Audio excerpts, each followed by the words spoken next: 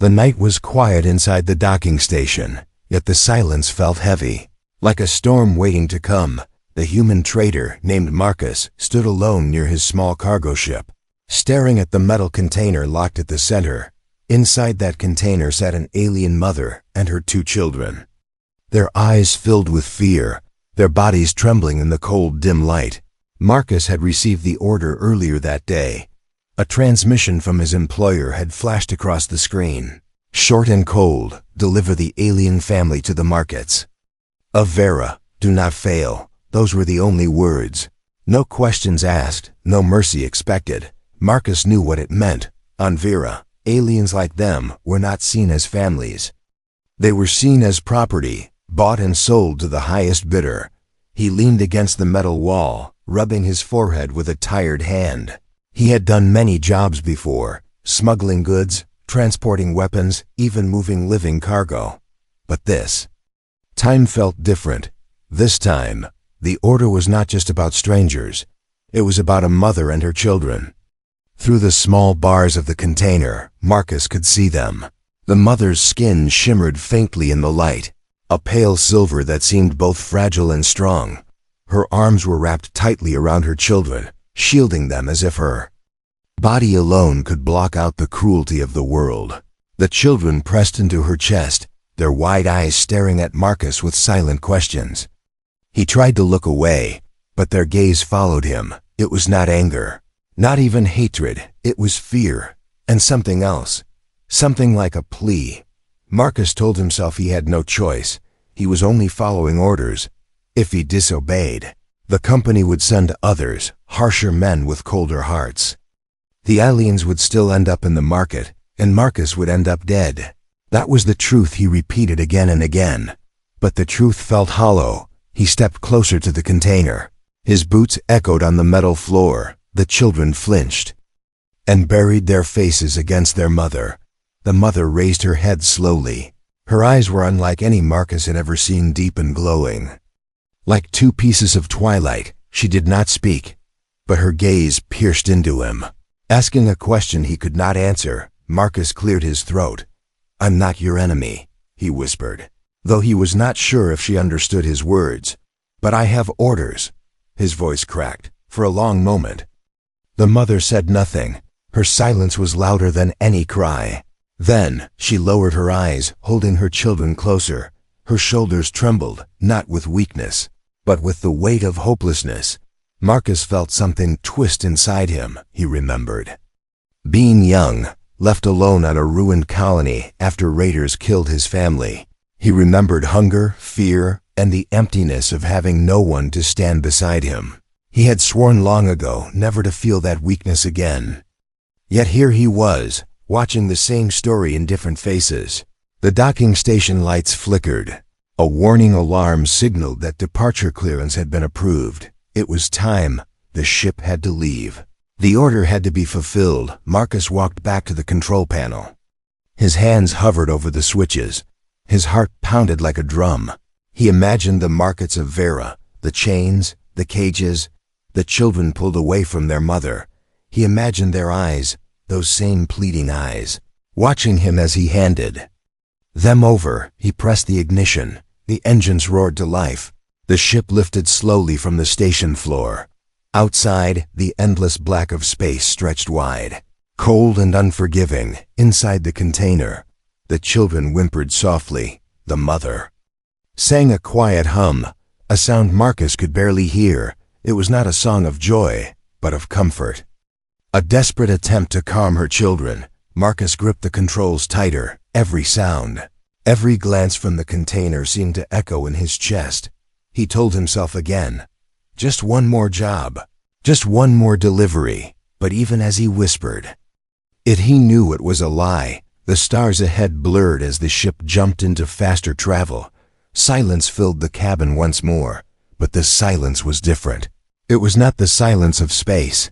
It was the silence of a man who stood at the edge of a choice. Marcus looked once more at the container. His jaw tightened. The order was clear. His duty was written. But his heart was already breaking the rules, and deep inside, he knew this journey would not end the way his employers expected. The hum of the ship filled the air, steady and unchanging.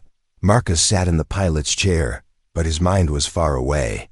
His eyes kept drifting to the container, to the alien mother and her children who sat together in silence. They had not spoken a word since the ship left the station. The children huddled close, their small hands clutching their mother's arms, their faces pressed against her chest as if the sound of her heartbeat was the only safe place left in the universe. The mother sat upright, her back straight, her eyes never leaving Marcus. Those eyes haunted him. They were calm, but not empty. They carried a weight, a question, and perhaps even a judgment.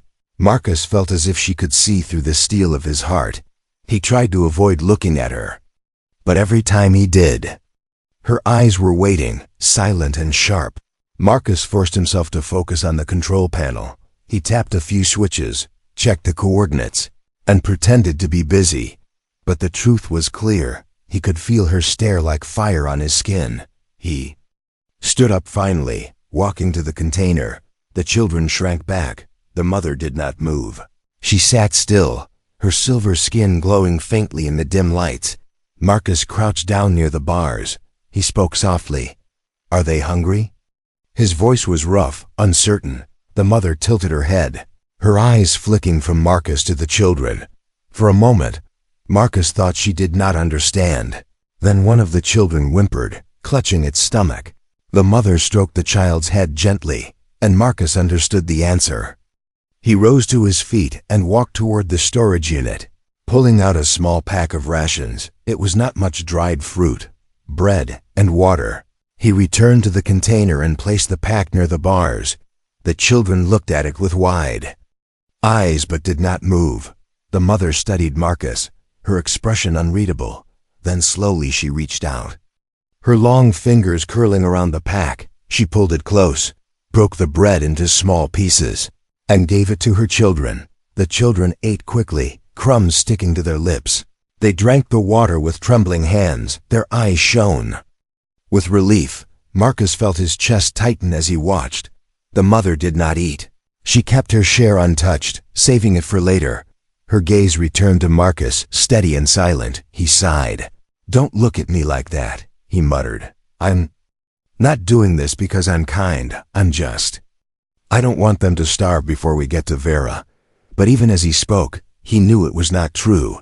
He had seen too much suffering in his life. He had turned away too many times.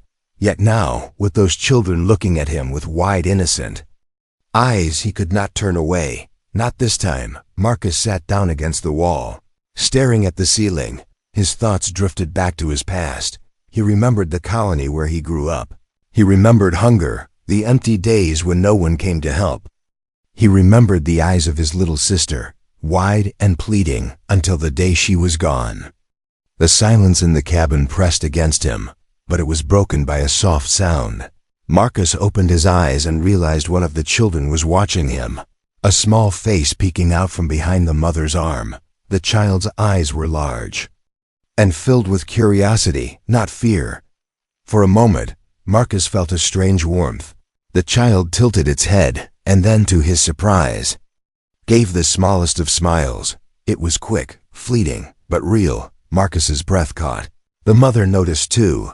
She turned her head slightly, and though her expression did not change, something in her gaze softened. Marcus looked away, his chest heavy. He muttered to himself, "Don't do this, don't let them in." But it was already too late. The silent eyes of the mother, the innocent eyes of the children, they were inside his heart. Hours passed. The ship drifted through the endless dark of space. Marcus tried to sleep, but every time he closed his eyes, he saw theirs. He saw fear, he saw trust, and he saw hope that had no place in a cage. When he woke again, the mother was still watching him. Her eyes had not closed. She had stayed awake through the night, guarding her children even in captivity. Marcus felt a wave of respect. He whispered quietly, almost to himself, "You're stronger than anyone I've ever known." The words hung in the air. The mother did not reply. But in her silence there was power. Marcus realized she did not need to speak. Her eyes told him everything, and slowly, piece by piece, Her silence began to change him. The ship floated through the silent darkness of space, its engines humming like a tired heartbeat. Marcus sat in the cockpit, his hands resting on the controls, but his eyes kept shifting toward the container behind him. The alien mother and her children were still huddled close together, but something had changed since the night before. The children no longer hid their faces completely. They peeked out from their mother's arms, curious about the man who had given them food. Marcus noticed one of them staring at him with wide eyes. The other clung tightly to its mother, too afraid to look, but the bond between them was clear. They trusted her completely, and slowly, they were beginning to wonder if they could trust him too. Marcus stood up and walked toward the container. His boots tapped softly against the steel floor. The children stiffened, but they did not retreat as far as before.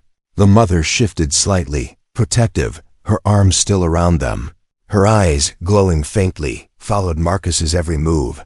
He crouched near the bars. His voice was low, almost gentle. "Do you understand me?" he asked. He did not expect an answer. For 2 days the mother had not spoken a single word, not even when her children cried. Her silence was like armor, strong and unbreakable. But then, one of the children whispered something in a strange tongue. The sound was soft, musical, filled with fear and wonder. Marcus blinked in surprise. He did not know the meaning. But the tone was clear. The child was asking a question. Marcus tilted his head. He pointed to himself. "Marcus," he said slowly. His name echoed in the cabin. He tapped his chest again. "Marcus." The children watched him, their eyes widened. As if trying to understand, the mother's lips pressed together. But still she said nothing. Marcus hesitated, then pointed to the child who had spoken. "You?" he asked gently. The child blinked, then hid behind its mother's arm again. Marcus sighed, but a small smile touched his lips. It was a start. He returned to the cockpit and brought back another ration pack, this time, instead of sliding it through the bars, he sat down on the floor a few feet away. He opened the pack and placed a piece of bread on the ground, breaking off another piece for himself. Slowly, he took a bite, chewing quietly. He gestured toward the container, showing them it was safe. The children stared. Their mother's hand rested on their shoulders. She hesitated, her eyes narrowing. But then, perhaps sensing no threat, she allowed one of the children to reach out through the bars. The small hand trembled as it took the bread. The child pulled it back quickly and nibbled at it. Marcus felt warmth in his chest for the first time. There was no fear in the child's eyes, only hunger and a trace of trust. He whispered, almost to himself, "Good, you're safe here, as long as I'm with you."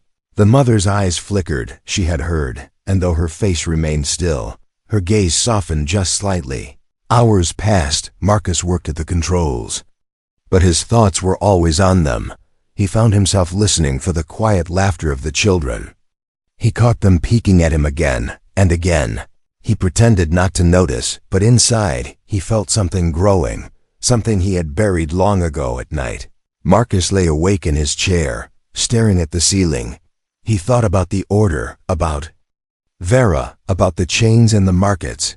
He thought about the children's small hands clutching the bread, about the mother's eyes watching him with silent strength. He thought about his past, the sister he had lost, and how her eyes once looked at him the same way. He closed his eyes, but his heart refused to rest. The next morning, Marcus returned to the container. This time, the children did not shrink back. One even reached out a hand toward him. Their fingers brushed his for just a second before the mother pulled the child close again. Marcus did not blame her. She was protecting them the only way she knew how. Still, that single touch sent a wave of warmth through him.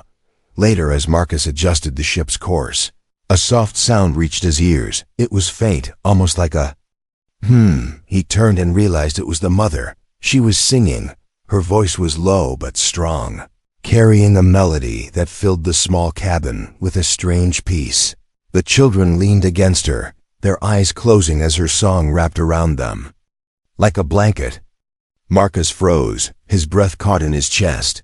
It was the first time he had heard her voice, and it was beautiful, not just in sound, but in meaning. It was a song of comfort, a song of hope, a song that reminded him of the lullabies his own mother once sang before everything was taken from him. For a long time, Marcus stood there in silence, listening. When her song faded, she looked at him, and for the first time, their eyes met without walls between them. In that quiet exchange, Marcus understood something. He was no longer just a guard, no longer just a man carrying out an order. Something invisible had formed between them, fragile but real, a hidden bond, and he knew, deep in his heart, that bond would soon change everything. *****. The stars stretched endlessly outside the ship, bright and cold against the black sea of space. Marcus sat at the controls, but his eyes were heavy. His mind was heavier still. The order echoed in his thoughts again and again. Deliver the alien family to Vera. Do not fail. It should have been simple. It was only a job, only another delivery. But Marcus could no longer see it that way. Every time he looked at the container, every time he saw the children's small faces, and the mother's steady eyes, the words of the order lost their meaning. They were not cargo. They were lives. The ship's system beeped, announcing that they were 3 jumps away from Vera. Marcus's stomach twisted. In less than 2 days, the mother and her children would be chained, sold to strangers who cared nothing for them. He imagined the children crying as they were pulled from their mother. He imagined her eyes filled not with silence, but with despair, and he imagined himself standing there, handing them over like a tool of cruelty. Marcus pushed the thought away, but it returned stronger. He stood and walked toward the container. The children stirred when they saw him, their eyes no longer full of terror, but of questions. One of them even reached out a hand. Marcus placed his palm against the bars. His rough skin met the child's small fingers for just a moment before the mother gently pulled them back. Her gaze locked with Marcus's. She still had not spoken a word, but he felt her message clearly. Do not betray us, Marcus whispered. I don't want to, but He stopped, his throat tightened. He had spent years telling himself that survival meant obeying orders. Survival meant turning his heart into stone. But now that stone was cracking, and behind it, something long buried was breaking free. He sat down on the floor, leaning against the wall. Do you know what they'll do to you on Vera? He said quietly. The children tilted their heads, not understanding. The mother understood. Though her eyes darkened, she knew. She had seen it before. Marcus had too. For hours, Marcus sat in silence. His thoughts a storm. He remembered his sister's face. He remembered her hand slipping from his the day raiders dragged her away. He had been powerless then, a boy with nothing now. All these years later, he was a man with power, but what good was power if he used it to repeat the same cruelty? That night, Marcus could not sleep. He paced the ship, his boots thudding softly on the floor. He stopped near the window, staring out at the endless stars. His reflection stared back at him, a tired man with eyes that had seen too much. What am I doing? He muttered. A soft sound broke his thoughts. He turned. The children were awake, their small faces pressed to the bars, watching him. One of them gave a tiny smile, a silent gesture of trust. Marcus felt his chest ache. He walked closer, crouching to their level. You don't know it, he whispered, but you're changing me. His voice shook. And maybe I can still make a different choice. The mother's eyes met his again. And for the first time, Marcus thought he saw something new, hope, faint but real. The next morning, the ship's system announced their arrival in the outer lanes near Vera. Marcus's heart pounded. He could see the trading station signal pulsing in the distance. One more jump and they would be there. His employers were already waiting. He knew what they expected. He also knew what he was about to do. Marcus stood at the controls, his hand hovering over the navigation keys. His jaw clenched, sweat trickled down his temple. He whispered to himself, "This ends now." He changed the coordinates. The ship veered sharply.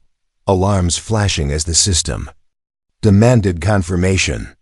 Marcus overrode the warnings, setting a new course away from Vera, away from the market, away from the order. Inside the container, the children jolted at the sudden movement. The mother tightened her hold around them. Her eyes widened as she realized what Marcus had done. He turned toward her, his voice steady. "I won't deliver you, not to them." For the first time, the silence between them broke. Her lips parted, and a single word left her mouth. A word Marcus did not understand but felt deep inside. It was gratitude. It was trust. It was hope spoken aloud. Marcus's chest tightened. His choice was made. He knew the company would brand him a traitor. They would send hunters after him. He might lose everything, his ship, his life, even his freedom. But for the first time in years, Marcus felt alive. For the first time, he was not following orders. He was following his humanity. As the ship surged forward into unknown space, Marcus looked back at the container. The children's eyes glowed with light. The mother's gaze met his, no longer silent, no longer distant. In that moment, Marcus understood. He had not just chosen to save them. He had chosen to save himself. And with that choice, the journey truly began. The ship's engines roared as Marcus pushed it to full power. Lights flickered across the control panel, warning him of the sudden change in course. He ignored them. His hands gripped the controls tightly. His heart pounded like a drum inside.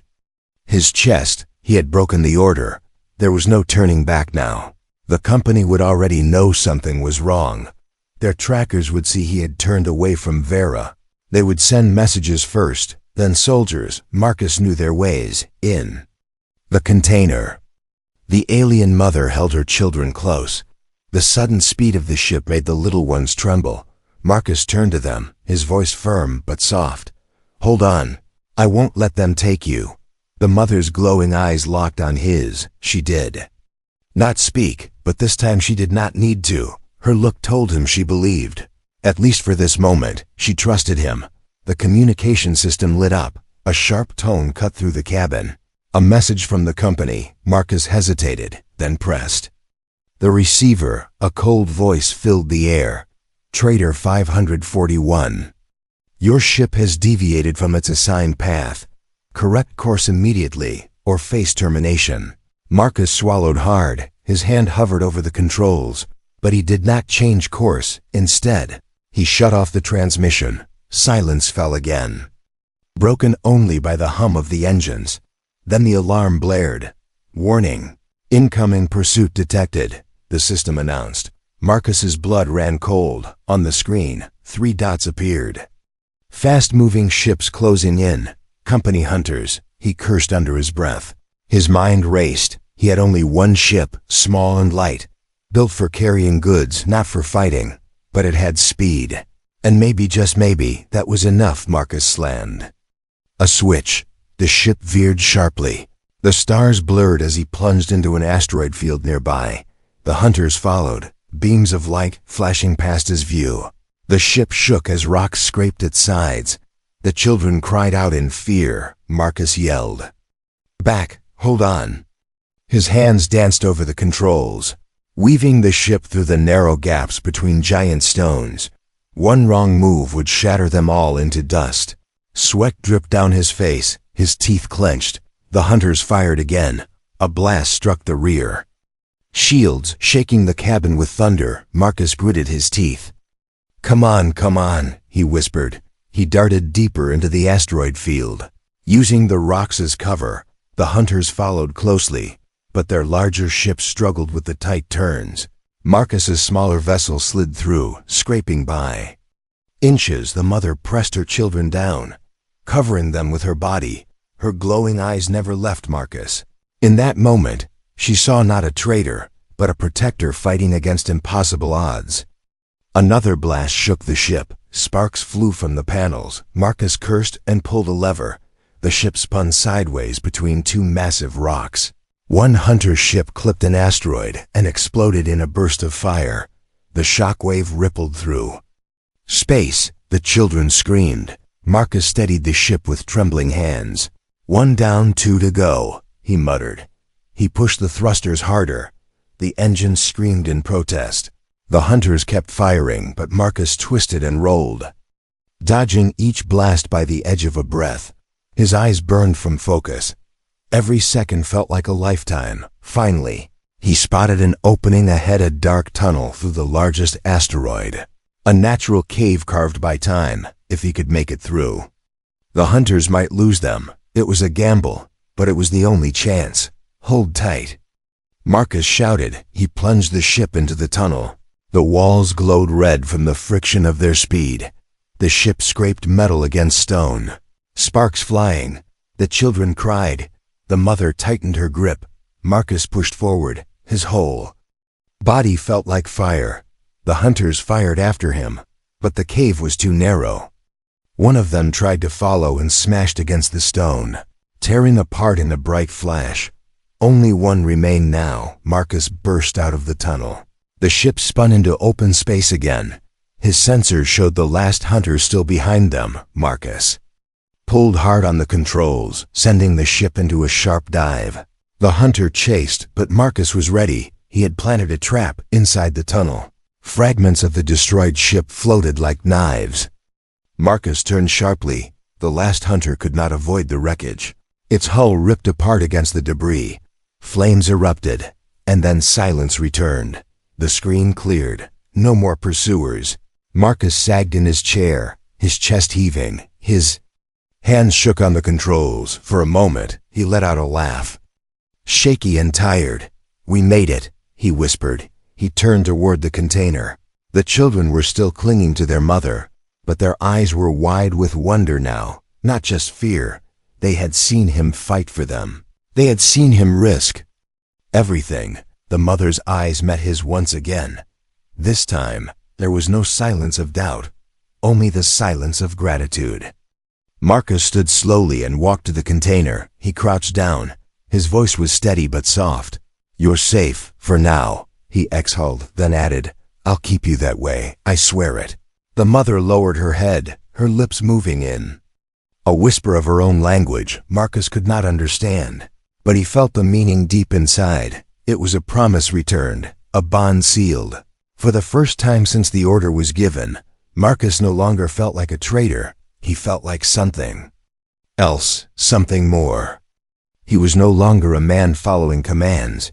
He was a man leading a family out of chains. And though the danger was not over, though more hunters would come, Marcus knew one thing for certain: he would never let them be taken, not while he still drew breath.